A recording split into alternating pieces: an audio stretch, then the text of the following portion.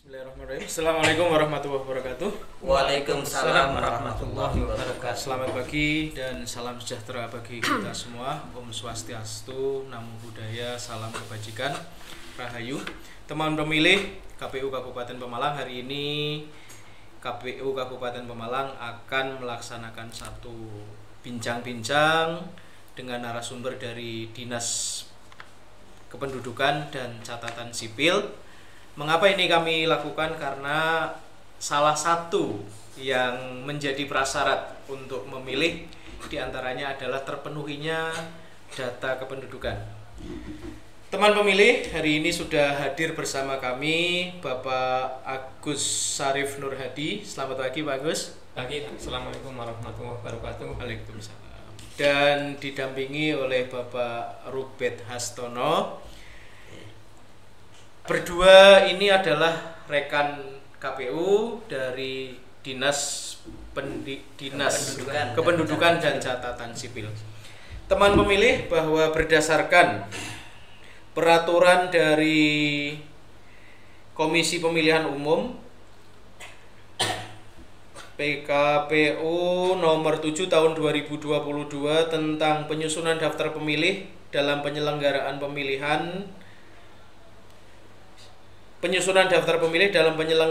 pemilihan umum dan sistem informasi data pemilih, bahwa tercantum dalam bab 2 tentang pemilih pasal 4, warga negara Indonesia dapat terdaftar sebagai pemilih harus memenuhi syarat. Diantaranya adalah yang pertama, genap berumur 17 tahun atau lebih pada hari pemungutan suara, sudah kawin atau sudah pernah kawin. Poin B, tidak sedang dicabut hak pilihnya berdasarkan keputusan pengadilan yang telah mempunyai kekuatan hukum tetap. Poin C, berdomisili di wilayah Negara Kesatuan Republik Indonesia dibuktikan dengan KTP elektronik. Poin D, berdomisili di luar negeri yang dibuktikan dengan KTP elektronik, paspor, dan atau surat perjalanan laksana paspor. Poin E, dalam hal pemilih belum mempunyai KTP elektronik, sebagaimana dimaksud dalam huruf C dan huruf D, dapat menggunakan kartu keluarga. Dan huruf F, tidak sedang menjadi prajurit Tentara Nasional Indonesia atau anggota Kepolisian Negara Republik Indonesia. Nah, teman pemilih, pada hari ini kita fokuskan pada hal yang terkait dengan identitas kependudukan warga negara Republik Indonesia. Pak Agus dan Pak Robert, ada beberapa informasi dari masyarakat bahwa hari ini mengurus KTP sudah semakin enak dan sudah semakin nyaman. Kalaupun pada beberapa hal teman-teman pemilih ini masih merasa ada beberapa hambatan terkait dengan tidak pada saat tersebut setelah melakukan perekaman itu KTP elektronik secara fisiknya tidak langsung terpenuhi ya Pak ya. Nah, monggo dari Pak Agus dulu atau Pak Robert dulu, kira-kira terobosan-terobosan apa yang sudah dilaksanakan atau sedang dilakukan oleh Dinas Kependudukan dan Catatan Sipil secara nasional maupun secara lokal di Kabupaten Pemalang. Disilahkan dari Pak Robert. Oke. Mungkin saya dulu Pak. Bismillahirrahmanirrahim. Assalamualaikum warahmatullahi wabarakatuh. Waalaikumsalam warahmatullahi wabarakatuh. Bersyukur pada Allah dengan mengucap alhamdulillahirabbil alamin. Bersalawat pada Nabi dengan kalimat Allahumma sholli ala sayyidina Muhammad wa ala sayyidina Muhammad. Nggih Bapak, berkenaan dengan identitas kependudukan yaitu KTP elektronik, kami dari Dinas Kependudukan dan Sipil sangat memberikan kemudahan layanan, baik dari layanan bersifat statis maupun bersifat mobile. Layanan statis itu maksudnya bahwa kami sudah menyiapkan tempat-tempat layanan di Dinas Kependudukan maupun di masing-masing kecamatan. Itu yang sifatnya statis.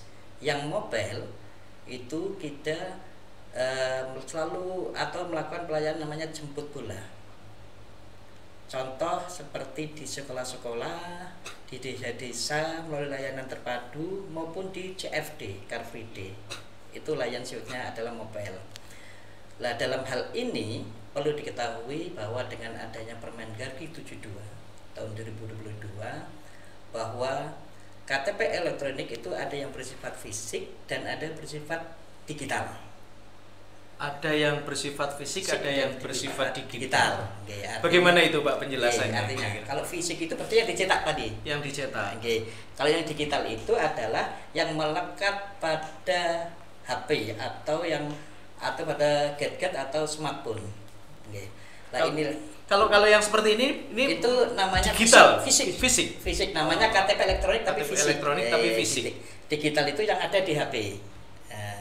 Makanya karena ini salah satu inovasi yang merupakan pengembangan dari SIAK terpusat. Satu inovasinya adalah identitas kependudukan digital yang tujuannya adalah Dukcapil dalam genggaman. Dukcapil dalam genggaman. Artinya bahwa di dalam satu media gadget ini, maka penduduk yang sudah menginstal atau melakukan aktivasi identitas kependudukan digital, di sana dokumen kependudukan ada. Ya. Berarti di Dukcapil sudah mengikuti konsep perkembangan zaman ya. Betul. Tidak hanya M-banking yang dalam genggaman, tapi identitas kependudukan pun dalam genggaman. Dan itu sekarang implementasinya sudah kita sebarluaskan.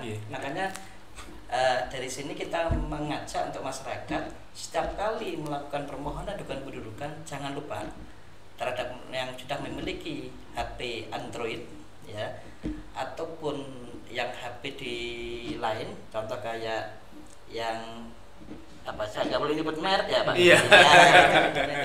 Pokoknya HP yang lain itu sebelahnya ya, maka bisa dilakukan, kita fasilitasi namanya install aktivasi identitas kependudukan digital.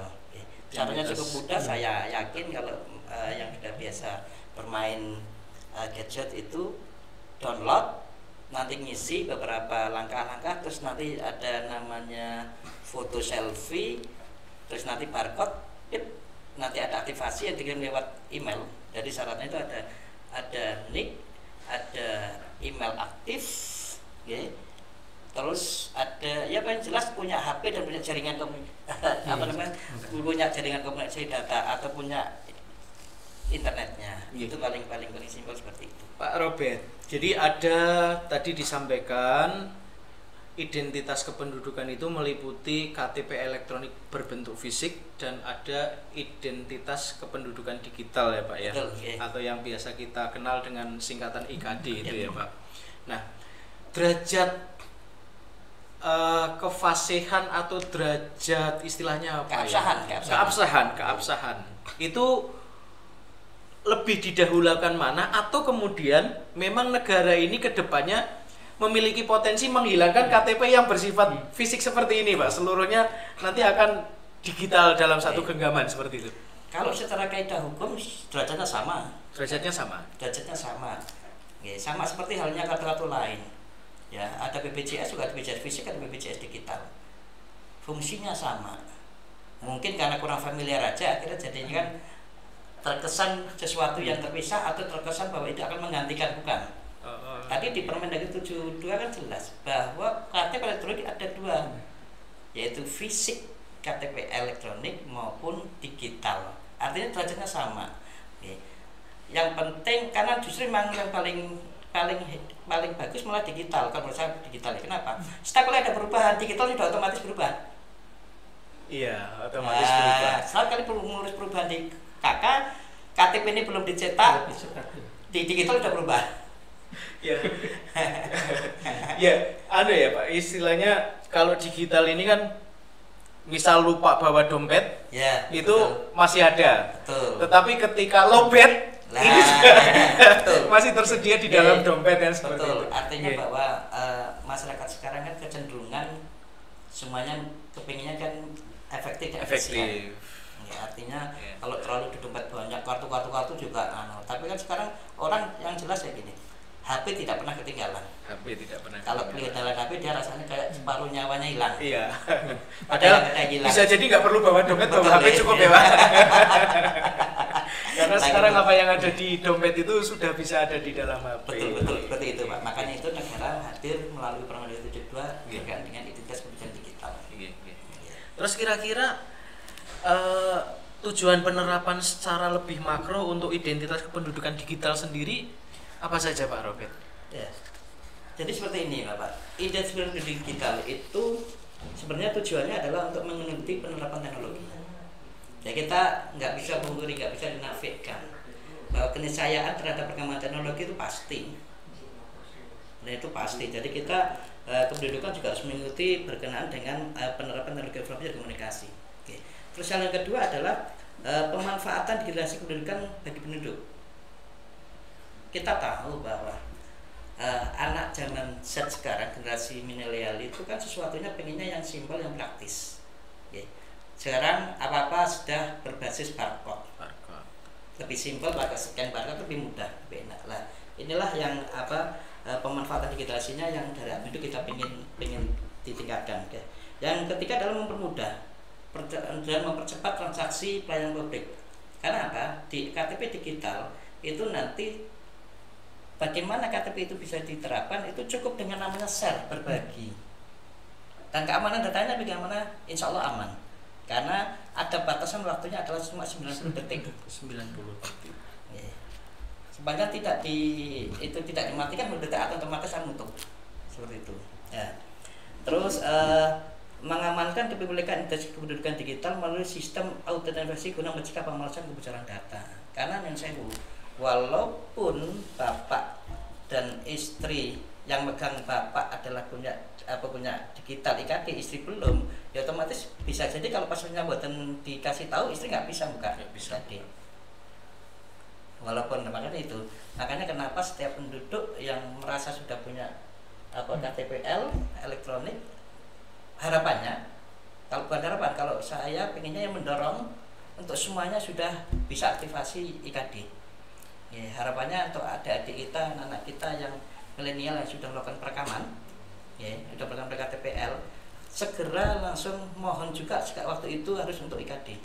Termasuk permohonan apapun dokumen kependudukan yang pada saat permohonan itu walaupun bukan permohonan KTP, kalau merasa belum aktivasi IKD, minta sekaligus aktivasi IKD. Nah, gini Bang, kalau aktivasi IKD ini prosesnya seperti apa Pak? Kita berbicara Pemalang ini kan secara teritorial ada yang di ujung selatan sebelah atas ya Pak ya. Ada yang di pantai sebelah Hulu Jambi sana. Sementara Dukcapil ini kan adanya di tengah kota, di Jalan Pemuda. Nah, dalam permohonan IKD itu apakah si pemohon ini harus hadir ke Disdukcapil Pak? Atau ada langkah-langkah lain yang memudahkan sehingga teman-teman pemilih ini menjadi tergerak dan termudahkan dalam proses pembuatan IKD itu sendiri? Ini berarti udah bicara teknis. Teknis memang. Bahwa memang ada satu di mana layanan IKD itu harus langsung barcode ke sistem. Dan itu hanya petugas yang bisa menyiapkan. Namun demikian saya yakin bukan jadi halangan. Karena satu, layanan tidak hanya di dinas tapi sudah dimasukkan ke kecamatan terdekat, monggo silakan. Yang kedua, bisa dilakukan dengan layanan melalui video call. Video call bisa ya Pak? Video call, artinya video call itu kan cuma scan barcode. Scan barcode. Jadi kalau video call berarti soalnya saya dengan Pak Agus belum IKD ya. Pak Agus sudah install tadi dan sudah ngisi sampai pada posisi scan barcode. Saya video call ke petugas dan itu nama-nama itu sudah ada. Itu kita sudah pernah menyurati Pak ya. Dan berarti ada nama-nama petugas dengan HP yang bisa di video call. Ya. Silakan nanti video call sama video call. Nah, nanti petugas akan menyorot pada nick yang tadi kita lakukan aktivasi. Dan nanti tinggal di scan barcode selesai. Jadi tidak harus datang bisa. Datang bisa. Tapi dengan syarat video call. Video call berarti menggunakan 2 HP ya? 2 HP. Ya. Ya karena satu mensorot barcode yang Iya. ada di petugas, dan satunya lagi nanti yang HP yang dilakukan aktivasi. Bisa difasilitasi FAD. Bisa divalidasi juga dari FAD desa itu, validator admin desa itu bisa. Ya, gitu. Untuk FAD sendiri Pak, dalam satu desa ini terdapat beberapa kader FAD Pak. Kalau FAD itu saat ini Satu setiap desa. Oke, oke. Dan itu ber-SK. eh, Itu ber-SK. ber-SK. Ada SK dari Ada yang ditunjuk oleh kepala desa. Ditunjuk oleh kepala desa, bisa jadi kasih pelayanan atau yang lain. Bisa. Jadi seperti ini Pak. FAD itu sebenarnya dibentuk itu adalah tujuannya untuk memfasilitasi bagi penduduk yang rentan. Kan tidak setiap penduduk bisa melakukan pengurusan sendiri, mandiri. Maka penduduk yang rentan, contoh yang manula, yang disabilitas, yang karena faktor ekonomi dan sebagainya, karena jarak jauh, geografi dan sebagainya. Dengan ada FAD, kan itu lebih membantu mereka, membantu penduduk itu untuk memfasilitasi itu. Iya. Yang jadi masalah itu adalah kendalanya tinggal keaktifan. Keaktifan dari si Masing-masing pemohon FAD. atau keaktifan Iya, dari iya, FAD sendiri Pak. Betul. Nggih. Ya, sama dua-duanya. Dua-duanya. Iya, tinggal itu. Itu sebenarnya kan sarana untuk mendekatkan layanan kami melalui teman-teman yang ada FAD di desa maupun kelurahan. Sebenarnya seperti itu. Nuwun sewu Pak, Disduk Capil sendiri dalam meng-SK-kan FAD ini apakah sudah melakukan satu sosialisasi ke desa-desa yang bersangkutan dengan banner ataupun standing banner itu Pak, FAD sehingga dimengerti oleh masyarakat sekitar? Kalau FAD itu memang sudah kita pintak ya Pak ya, sudah kita pintak dan kita sosialisasikan, dan itu juga banyak sudah memanfaatkan, karena itu adalah ditunjuk oleh desa. Harapan kami nanti desa memanfaatkan atas yang sudah ditunjuk tersebut. Harusnya sudah bisa. Nyatanya juga di tempat kami beberapa kecamatan banyak FAD-nya sudah aktif dan melakukan pelayanan tidak sekedar cuma KTPL, ada yang akte kematian, akte kelahiran dan sebagainya. Sebetulnya teman pemilih ini lebih dimudahkan ya Pak ya, karena Iya. sentral dari satu desa itu sudah langsung pada figur FAD itu sendiri. Artinya kepanjangan Disduk Capil di setiap desa ini sebetulnya sudah ada, keaktifannya ketika ditingkatkan maka masyarakat seluruhnya akan terlayani. Kembali ke KTPL tadi Pak, mana yang lebih disarankan? Atau kemudian Bapak semuanya, Pak Agus maupun Pak Robert, kita kan memahami nih Pak, kalau kita rekam KTPL terus kemudian tidak serta-merta hari itu jadi. Dengan adanya KTPL ini sebetulnya memudahkan ya Pak bagi teman pemilih untuk memiliki hal yang serupa dengan KTPL fisik, tetapi memiliki derajat yang sama ya Pak ya, lewat IKD tadi. Apakah seluruh teman pemilih yang mengajukan itu disarankan Pak oleh Disduk Capil? Kalau kita malah kadang mewajibkan. Ya karena menurut saya mohon maaf, kita kadang merasa nggak butuh, tapi di suatu saat pasti kebutuhan itu ada. Contoh, kita mau naik kereta, bisa jadi tadi Bapak sampaikan KTP fisiknya terlupakan, tinggal buka IKD ada data keluarga semuanya. Nggak mungkin kan kalau naik kereta sebenarnya KTP ini bapaknya dipinjemin semua, bapak kakak oyang-oyang, nggak mungkin. Bisa jadi lupa. Tapi kalau dengan adanya IKD, seluruh anggota di sana ada datanya. Di KTP di dalam IKD, kalau kemudian terkait dengan kebutuhan fisik, sebetulnya kan kita mungkin seperti foto kita mau share dari foto teman lain itu kan bisa screenshot ya Pak ya. Apakah KTPL ini bisa di screenshot juga Pak Agus? Kalau IKD nggak bisa di-screenshot. Nggak bisa di screenshot. Itu bagian dari pengamanan data. Berarti ya secara keamanan kita terlindungi. Betul. Ya Pak ya sebetulnya dengan tidak hanya bisa di screenshot 90 detik. Berbagi yang 90 detik tadi. Ya tadi untuk khususnya teman-teman pemilih pemula yang begitu rekam. Kalau yang bersangkutan sudah 17 itu kita sarankan biasanya menunggu sampai dengan 10 menit untuk proses penunggalan datanya di pusat. Merubah status dari setelah proses penunggalan data itu selesai, baru kita sarankan tadi wajibkan untuk IKD. Baru bisa IKD. Yang sudah 17 nih Pak ya. Tapi yang belum 17 ya tetap tidak bisa. Menunggu ya Pak. Pada saat dia usia 17 usia 17-nya itu. Kalau seperti itu, secara sederhananya IKD ini memiliki banyak manfaat dan keuntungan untuk teman pemilih ya Pak ya. Manakala KTPL-nya belum terpenuhi, bisa ditunjukkan dalam genggaman. Sayangnya ketika mau menunjukkan itu HP harus on terus gitu. Dan satu lagi Pak, untuk keuntungannya, apabila HP-nya itu rusak atau hilang, itu maka bisa tinggal dilaporkan, kita blok atau ganti HP baru. Pada saat itu install dengan nick yang sudah dimasukkan itu dengan email yang sama, itu langsung bisa dengan ganti perangkat tidak berubah. Sudah masuk ke perangkat yang baru, selesai. Cuma itu tak simple ya Pak, semudah itu ya Pak. Berarti nggak perlu ada keraguan manakala ganti HP baru itu IKD-nya hilang enggak ya Pak ya? Bisa diinstal ulang ya. Itu juga salah satu bentuk pengamanan data. Harapan kita kalau hilang itu segera lapor. Nanti kita blok data. Terus untuk teman pemilih ini Pak yang kira-kira akan mempersiapkan diri untuk melakukan aktivasi identitas kependudukan digital ini apa saja Pak Agus? Jadi untuk aktivasi prosedurnya seperti apa, hal-hal apa saja yang harus dipersiapkan untuk teman pemilih akses di identitas kependudukan digital ini. Terima kasih. Nah, untuk bisa mengaktifasi IKD ini yang perlu disiapkan oleh teman-teman pemilih, yang pasti adalah HP ya, dengan standar tertentu tadi ya. Kalau itu Android di atas versi 7.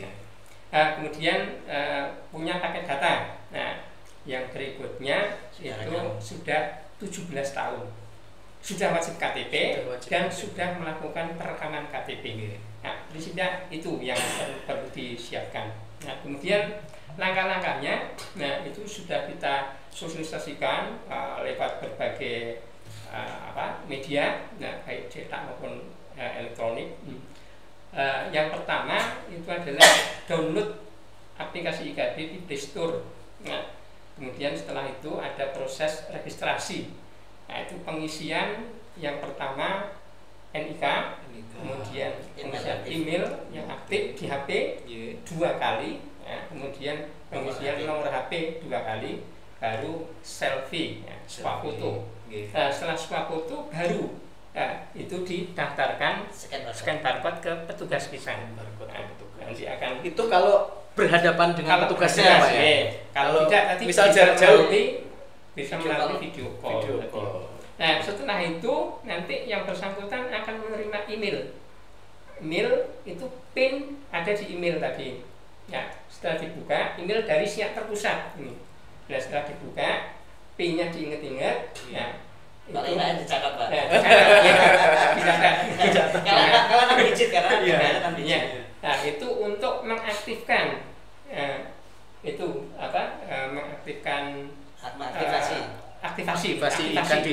Nah, setelah tadi PIN dihafal, itu tekan enter aktivasi, itu ada di email tadi ada ya. Ngisi captcha. Ngisi captcha dulu ya, ngisi captcha. Nah, setelah itu tekan aktivasi. Nah, baru nanti berproses ya di otomatis. Nah, itu selesai Pak. Selesai. Terus Pak Agus untuk mengingat-ingat nih, kadang kan password dari pusat, apakah bisa dirubah? Dirubah. Bisa. Ya, biasanya kita sarankan langsung dirubah dengan PIN yang mudah diingat. Ya, itu spesifikasi. Tapi dia sendiri yang tahu. Iya. Jadi seperti ATM Mas. Ya, saran kita sih yang namanya PIN untuk apapun ya sama. Kecuali itu PIN-nya beda-beda, PIN email, PIN apa lagi beda-beda, maka akan menyulitkan kita. Hanya dia yang tahu. Iya. Hanya dia dan ya, pemberian PIN ini juga tadi merupakan salah satu bentuk pengamanan data. Ya, sehingga saran kita ketika yang bersangkutan keluar dari aplikasi, nah itu ya tekan tombol kunci logout ya. Tapi kalau enggak, nah, itu nanti ketika masuk ke aplikasi langsung ke menu. Iya. Tidak ngisi PIN dulu. Tapi kalau lewat kunci keluarnya, nanti masuk lagi harus ngisi. Pak Agus, kalau untuk generasi milenial yang sudah familiar dengan gadget ini kan tidak terlalu sulit ya.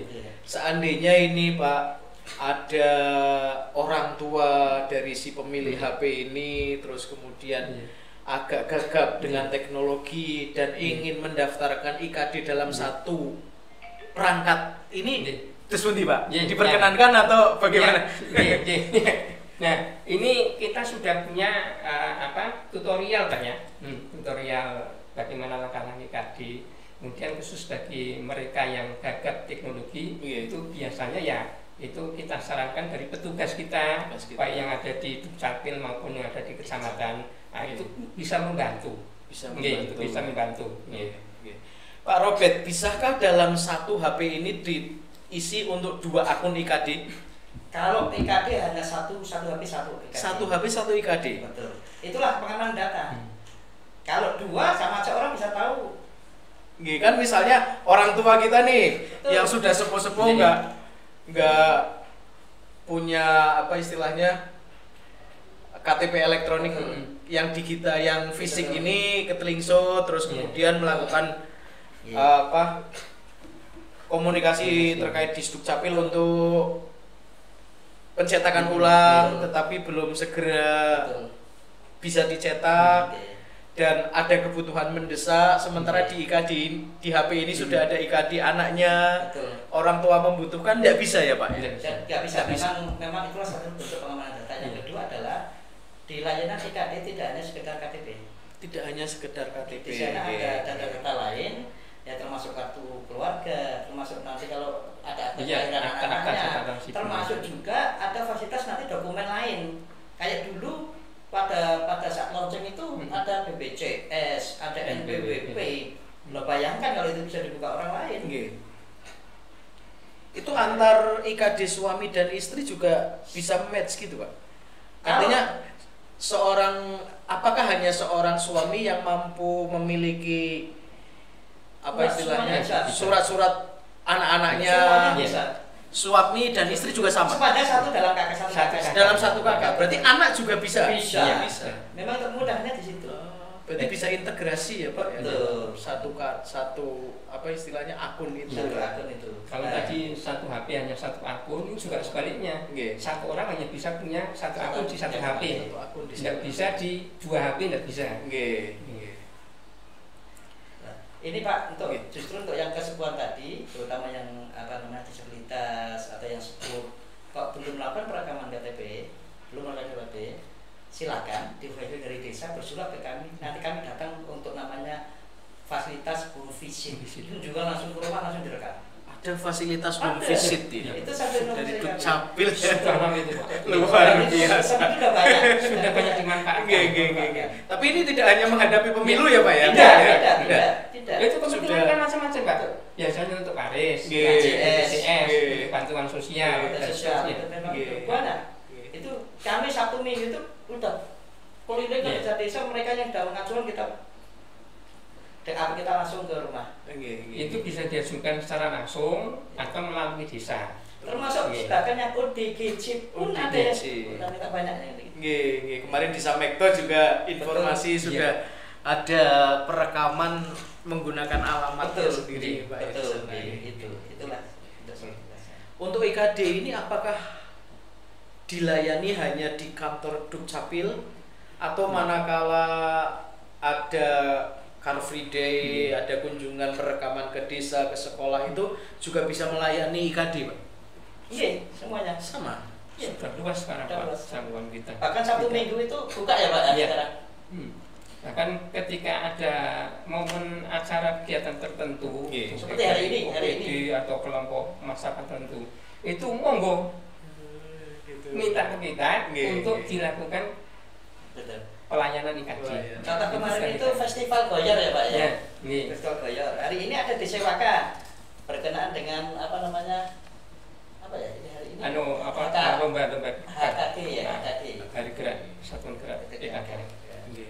Jadi setiap kali ada momen sepanjang kita diberikan informasi, kita akan mencoba merapat. Jadi kita teman pemilih sudah sedikit dimanjakan oleh Disdukcapil sebetulnya, karena selain kita datang aktif ke Dukcapil, Dukcapil juga sudah mulai melakukan proses perekaman yang mendekat kepada teman pemilih dimanapun berada. Manakala teman pemilih sedang melakukan liburan di hari Ahad ya, silahkan ke Car Free Day. Kalau kemudian hari Sabtu dan Minggu di desa-desa teman pemilih ada perekaman, silahkan kunjungi. Dan di situ manakala teman pemilih memiliki KTP elektronik secara fisik dan belum punya IKD, bisa dilakukan perekaman seperti itu nggih Pak? Seyogianya memang kita mendorong untuk identitas kependudukan digital, karena tadi sampaikan yang manfaatnya begitu sangat luas. Ya harapannya untuk milenial kita memang mendorongnya ke milenial, karena rata-rata kalau untuk HP kan sekarang rata-rata generasi Z itu yang adalah itu untuk IKD. Karena mohon maaf, di saat mereka itu nanti punya kepentingan pelayan publik, terutama untuk transportasi dan sebagainya, itu lebih simpel. Dan sekarang kita juga sudah dimanjakan oleh beberapa pelayanan Pak. Kemarin saya pulang dari Jakarta itu sudah cukup dengan rekam wajah, tidak lagi menunjukkan KTP juga. Itu dengan teknologi namanya face recognition. Nah, dalam memudahkan pelayanan terhadap teman pemilih di Disdukcapil, informasinya sudah melalui satu proses tanda tangan elektronik. Apa itu Pak Agus, bisa disampaikan pada teman pemilih?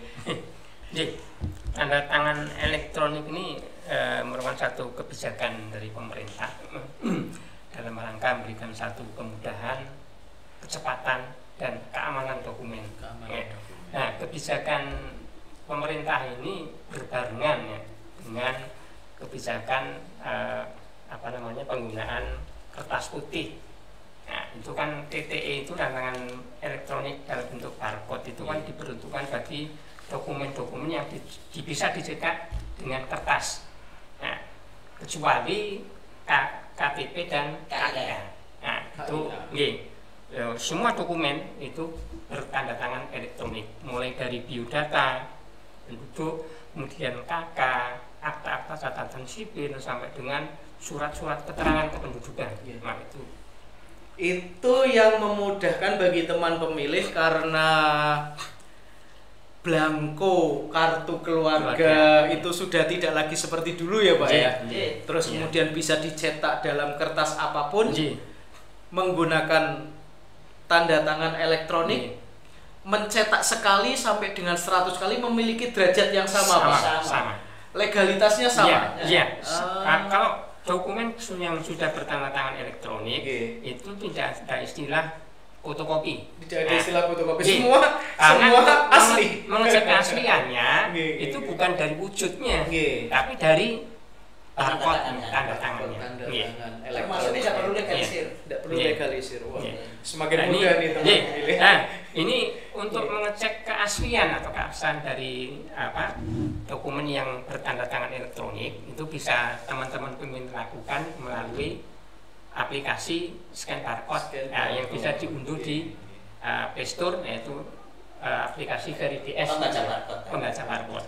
Nah, jadi ketika nanti dokumen berbarcode di scan itu akan muncul informasi. Nah, kemungkinan informasi ada 3. Yang pertama itu informasi bahwa dokumen itu aktif, nanti akan muncul tanda centang warna hijau. Nah, di situ ada tercantum nik, nama yang bersangkutan dan data lainnya. Termasuk penandatangan termasuk pejabat yang menandatangani itu akan muncul di situ. Itu kalau dokumen itu aktif. Nah, kemudian kemungkinan kedua itu akan muncul tanda stop, ya, tanda stop dalam lingkaran berwarna oranye. Nah, itu berarti dokumen tidak aktif. Nah, dokumen tidak aktif ini maksudnya itu adalah dokumen lama. Itu ada dokumen yang baru. Nah, misalnya saya punya KK terbit 2019. Kemudian tahun 2023 saya melakukan update KK. Nah, KK saya yang 2019 masih misalnya yang berbarcode tadi. Nah, ketika itu dicek dengan scan barcode, maka akan muncul tanda strip. Karena ada dokumen lain yang sudah tergantikan. Iya, yang baru. Sudah tergantikan. Iya, dengan dokumen yang baru. Datanya ada di sana. Jadi sudah yang lama kadaluarsa tergantikan dengan yang baru sehingga tidak bisa digunakan lagi. Terus nuwun sewu Pak Agus, bisa disampaikan kepada teman pemilih pada saat seperti apa sih teman pemilih ini bisa melakukan satu proses update data terkait dengan biodata diri dan keluarganya. Manakala seperti apa? Ya prinsipnya sesuai dengan ketentuan Undang-Undang Adminduk itu menjadi salah satu kewajiban dari semua penduduk ketika mengalami peristiwa kependudukan atau peristiwa penting lainnya yang berakibat pada perubahan elemen data ya di KK, KTP itu berarti misalnya data tentang alamat data tentang pekerjaan, status perkawinan dan seterusnya. Dia mengalami peristiwa itu, nah, segera laporkan. Kemudian ajukan permohonan dokumen yang baru, update dokumen. Baik penambahan maupun pengurangan anggota. Penambahan maupun pengurangan anggota keluarga. Iya, termasuk itu. Termasuk misalnya kelahiran ganti profesi. Betul. Pekerjaan. Ganti pekerjaan, pindah alamat. Kalau penambahan kan karena dia menikah sudah ada anak. Terus kalau pengurangan itu bisa karena pindah atau meninggal.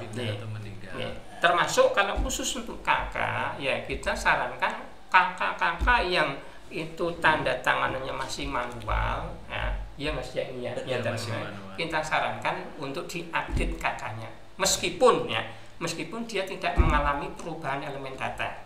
Nah karena tadi kaitannya dengan IKD. Ketika kakaknya belum barcode tidak muncul di sini, karena yang IKD harus elektronik, dokumennya harus elektronik, sehingga harus diupdate menjadi kakak berbarcode. Jadi sifatnya saran Pak, itu sifatnya saran, tetapi akan berpengaruh terhadap proses berikutnya. Manakala teman pemilih memiliki kartu keluarga yang kemudian tidak memerlukan update dokumen ataupun update data, tetapi masih berupa belangko lama ya Pak ya, yang tanda tangannya belum digital. Manakala akan melakukan proses perekaman di IKD itu harus diubah dulu ya Pak ya. Itu harus diubah dulu sehingga nanti perekaman IKD-nya menjadi lebih mudah karena itu satu sistem dengan harapan kami itu sudah tertanda tangan elektronik ngaten ya. Harapan kami itu untuk kakak-kakak lama itu yang ada kasus-kasus tertentu ya. Misalnya dalam satu kakak lama itu masih ada anggota yang sebenarnya sudah meninggal, itu tidak diurus. Itu harapannya itu sekalian mengurus. Itu namanya juga pemutakhiran. Pemutakhiran data. Seperti ini Pak informasi berkenaan dengan IKD. Ini tadi belum sempat saya sampaikan bahwa IKD ini bagi masyarakat yang tidak mempunyai printer sendiri itu bisa mencetak melalui IKD. Caranya gimana? Tinggal nanti scan barcode di tempat-tempat layanan yang namanya ADM, Anjungan Dukcapil Mandiri. Kalau di kabupaten kota sekarang sudah ada MPP. Rata-rata sudah punya namanya ADM.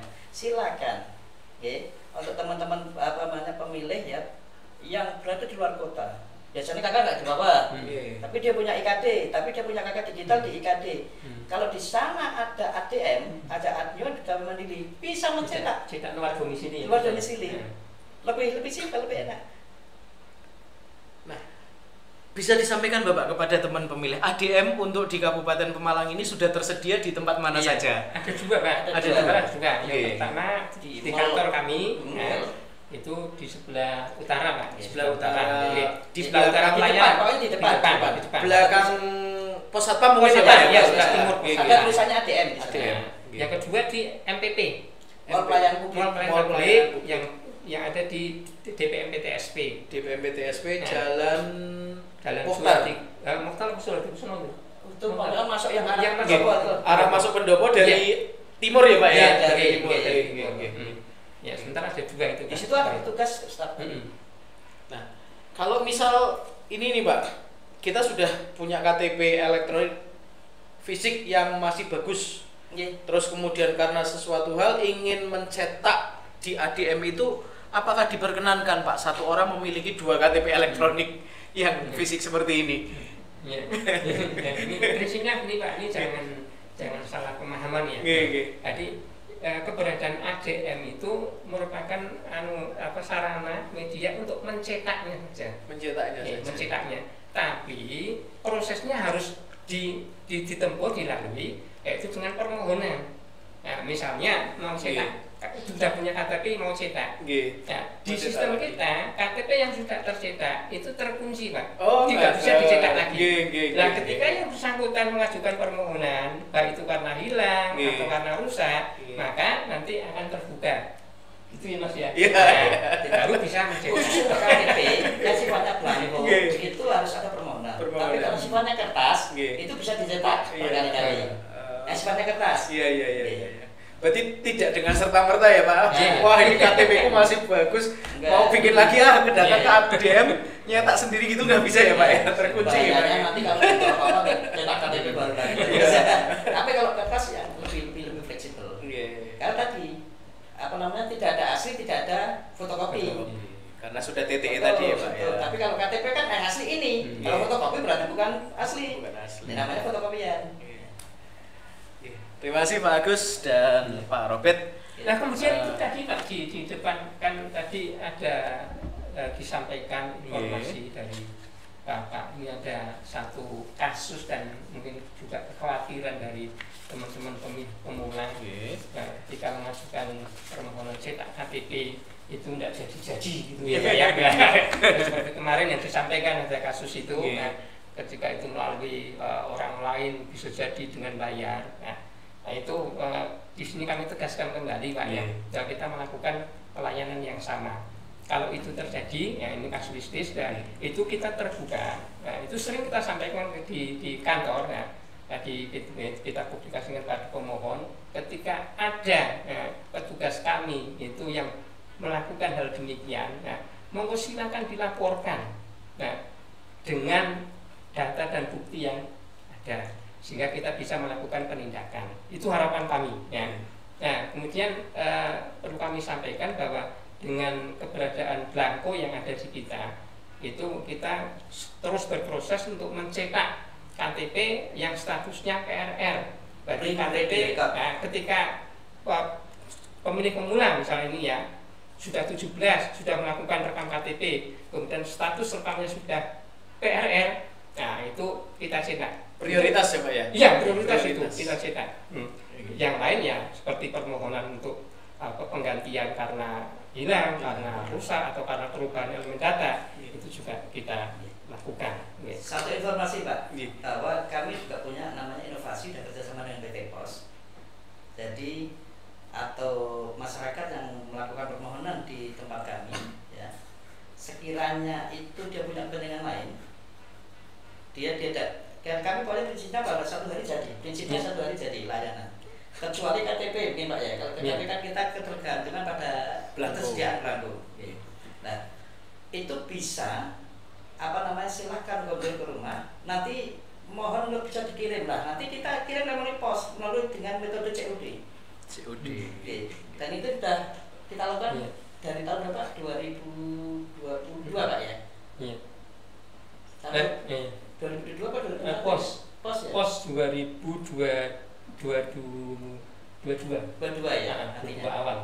Jadi sebentar lagi sudah hampir 2 tahun. Berarti udah masyarakat di rumah dikirim, nanti tinggal di sana dia ya karena dikirim pos kan dia bayar ke pos. Atas biaya pengiriman. Biayanya berapa ya? 10.000. Jadi teman pemilih ini sudah tidak was-was lagi ya Pak ya, karena sudah melakukan perekaman, terus masih nunggu KTP, tapi ada jaminan dari dinas bahwa KTP itu nanti terkirim by pos. Wah, ini sangat nyaman sekali Pak untuk teman pemilih agar bisa segera melakukan perekaman dan tidak lagi KTP ku kapan jadinya ya, nanti yang ngambilnya di mana gitu kan sudah tidak ada istilahnya rasa was-was itu sudah tidak muncul ya Pak ya. Apalagi daripada kita ke Jalan Pemuda, COD hanya 10.000 ya, sangat nyaman sekali ini Pak, dimanjakan. Jauh dekat. Terus tadi Pak yang kebijakan tanda tangan elektronik ini informasi untuk teman-teman pemilih. Nah, ini ketika mengajukan dokumen pendudukan yang bertanda tangan elektronik, jangan lupa sampaikan email Pak ya. Email ya. Nanti akan kita kirim lewat email soft filenya dalam bentuk PDF. Nah, ini kebijakan cetak mandirinya itu. Itu sudah masuk ke emailnya. Sudah otomatis nanti kita simpan di email. Itu manakala belum rekam IKD atau sudah rekam IKD, Pak? Tidak ada pengaruh. Tidak ada pengaruh. Pokoknya sepanjang permohonan dan itu menyatukan email, itu secara by system dokumen terkirim di email. Apakah itu pengajuan bertanggung KK, akta-akta catatan sipil atau kelahiran kematian itu sampaikan email. Wah, semakin mudah ya Pak ya. Jadi identitas kependudukan dalam genggaman ini bukti nyata teman pemilih, maka kami harapkan untuk tidak sungkan-sungkan segera melakukan update dokumen, dan bagi yang belum ya segera dilaksanakan. Pak Robert dan Pak Agus, tanpa kita sadari pemilu di 14 Februari 2024 ini tinggal 61 hari lagi ya Mas Fajar ya. Tinggal 61 hari lagi. 2 bulan kurang sehari di 2 bulan lebih 1 hari. Maka kami mengharap kepada Disduk Capil lewat Pak Agus dan Pak Robert, kira-kira kiat apa ini Pak? Karena nuwun sewu ya, hari ini identitas kependudukan itu salah satu penopang daripada kesuksesan pelaksanaan pemilihan umum 2024. Maka kiat apa nih yang sudah dilakukan oleh Disduk Capil dalam rangka meningkatkan partisipasi masyarakat di pemilihan umum 14 Februari 2024 nanti? Monggo Pak Agus atau Pak Robert? Yang jelas kita sudah tidak kurang Pak dalam rangka publikasi informasi berkaitan dengan masalah pemilikan dokumen pendudukan khususnya KK dan KTP melalui berbagai media. Kemudian khusus terkait dengan pelaksanaan pemilu nanti, itu memang sudah menjadi satu kewajiban kita di KPU dalam rangka mendukung kesuksesannya, yaitu melalui penerbitan KK dan KTP sebagai persyaratan untuk menggunakan hak pilihnya. Nah, untuk kedua hal ini itu sudah kita lakukan jauh-jauh sebelumnya, itu melalui berbagai kegiatan pelayanan yang arahnya adalah untuk melakukan pendekatan. Jadi berbagai kegiatan pendekatan pelayanan itu misalnya tadi pelayanan jemput bola ke desa-desa, ini dalam bentuk pelayanan terintegrasi. Untuk kurasi itu antar semua dokumen itu ada pelayanan di situ. Kemudian di CFD, kemudian di momen-momen tertentu ketika ada satu kegiatan event-event tertentu, itu kita juga melakukan pelayanan baik diminta maupun tidak. Kalau tidak kita menawarkan, kalau tidak. Tapi yang sering diminta. Karena di setiap event itu sing laris ya kecatin Pak. yang laris itu kunjungan mesti kunjungan terbesar itu mesti itu. Nah kemudian yang berikutnya tadi khusus untuk pemilih pemula ketika mengalami satu kendala dalam pengurusan dokumen kependudukan khususnya KTP, ini khususnya KTP. Ini kita ada pelayanan di Car Free Day Pak, untuk teman-teman pemilih pemula yang dekat, domisilinya di sekitar Pemalang, monggo nanti di Car Free Day setiap hari Minggu antara jam 6 sampai jam 9 pagi kita melakukan pelayanan di situ. Nah khusus untuk KTP itu nanti bisa kita kirim tadi yang disampaikan oleh Pak Ruket ya. Setelah rekam, karena itu kita tidak melakukan pelayanan langsung cetak, khusus KTP ya Pak ya, tidak melakukan pelayanan langsung cetak. Nah itu kita cetak di kantor, maka tadi ditinggal saja, ditunggu di rumah, sampaikan untuk bisa dikirim melalui pos. Kemudian di hari Sabtu Minggu sudah 3 minggu yang lalu ya, atau 1 bulannya, kita selalu buka Pak, di kantor maupun di TPDK Kecamatan Sabtu Minggu. Jam 8 sampai dengan jam 12 kita melayani perekaman KTP dan IKD khususnya itu. Monggo untuk teman-teman pemilih pemula, bagi yang belum maupun saudaranya atau anggota keluarga yang belum, monggo setiap Sabtu Minggu, kalau hari Senin sampai dengan Jumat itu tidak sempat, monggo Sabtu Minggu digunakan. Jadi untuk pelayanan di hari reguler Senin sampai Jumat, Dukcapil melayani dari jam 8 ya Pak ya, sampai dengan sampai dengan jam 2. Jam 2. Jam 2 itu pengajuannya. Pengajuannya. Okay. Itu pengajuan dokumen. Karena kalau perekaman kita layani sampai dengan jam 4 Mas. Perekaman sampai dengan jam 4 perekaman. Iya, kalau pengajuan pengurusan dokumen itu sampai dengan jam 2. Jam 2 sampai dan jam 4 itu proses produksinya.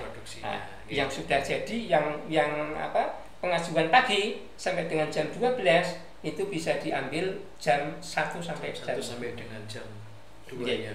Sementara di Sabtu Minggu buka jam 8 sampai dengan termasuk yang di kecamatan juga jam 12-nya itu ya Bang. Jadi sebetulnya tidak ada istilah wah terlalu sibuk terus kemudian tidak bisa ngurus identitas kependudukan sudah tidak lagi ya Pak ya.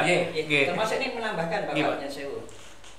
Kami juga dinas kami sudah melakukan kegiatan namanya jemput bola langsung ke sekolah. Namun demikian harapan kami untuk adik-adik kita atau anak-anak kita yang berusia 16 tahun kebetulan mau libur sekolah. Harapannya di masa libur ini dimanfaatkan untuk yang merasa belum rekam di usia 16 tahun. Jadi ini kepentingannya tidak hanya untuk pemilu, tapi untuk biar nanti kepentingan publik lainnya dia tidak terkendala. Karena yang saya mohon maaf, terutama untuk yang kelas 3 ini dapodik itu kan penulisan ijazah berbasis dapodik dan itu berbasis nik.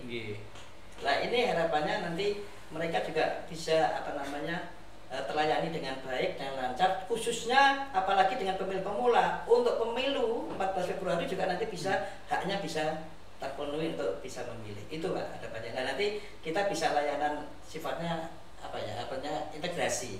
Jadi kami juga minta support dari KPU bahwa nanti KPU bisa mendorong dari kantor wilayah berarti ya. Kantor kepala cabang dinas mungkin ya Pak ya. Kepala cabang dinas. Untuk bisa mensupport SMA terutama untuk yang punya anak didik di atas 16 tahun dan belum merekam dan sudah masuk dalam DPT untuk segera melakukan perekaman KTPL. Prinsip rekam dulu. Sebagai informasi Pak, barangkali untuk yang harus rekam masa usia harus melakukan perekaman itu berjumlah berapa? Terus kemudian kira-kira yang belum melakukan perekaman ini berapa? Dan apakah mereka seluruhnya ini masuk dalam tanda kutip adalah siswa dari sebuah sekolah ngaten Pak? Dari data yang kami dapat ya Pak, yang kami dapat ada namanya itu data dapodik. Nah kami sudah dapat data dapodik dan dasar dari data dapodik itulah yang menjadikan dasar kami untuk menjemput sekolah-sekolah. Kalau dapodik berarti otomatis siswa ya Pak ya? Betul. Nah, makanya itu dapodik yang sudah kita sinkronkan dengan data DP4 juga. Nah, dari dapodik itu dari 25.000 data yang kami sekitar itu sudah terekam sekitar berarti 16 ribuan. 16 atau 17 ribuan itu. Berarti kita sekitar 38.000. Ternyata dari teman-teman yang melakukan pelayanan di sekolah-sekolah itu banyak berbagai alasan. Atau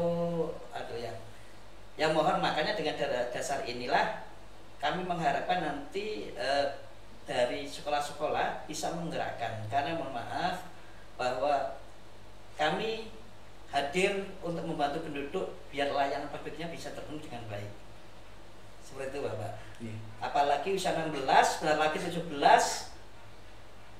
sudah otomatis 17 tahun wajib KTP elektronik. Nah sekarang kuliah juga berbasis online. Dan KTP pasti di-upload kan begitu lah. Itu kan juga adik-adik kita juga harus, anak-anak kita harus bisa tervalidasi layanannya. Apalagi terlebih dalam waktu dekat dia adalah pemilih pemula di usia 17 tahun pada tanggal 14 Februari 2024. Seperti itu Pak.